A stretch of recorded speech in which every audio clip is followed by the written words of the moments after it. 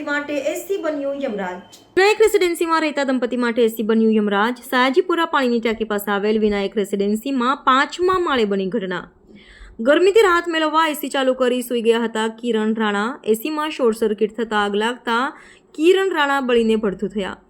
પત્ની નોકરી પર ગયા હોય કિરણ રાણા ઘરે એકલા જતા। કિરણ રાણા છેલ્લા 2 મહિનાથી બીમાર હોય ઘરે જ રહેતા હતા। ફાયર લાશ્કરોએ જાણ થતાં ઘટના સ્થળે દોડી આવી આગ પર કાબુ મેળવ્યો। પોલીસ અને એફએસએલની ટીમ ઘટના સ્થળે પહોંચી તપાસ હાથ ધરી। કિરણ રાણાના મૃતદેહને પીએમ અર્થે હોસ્પિટલ ખસેડવાની તજવીજ હાથ ધરી।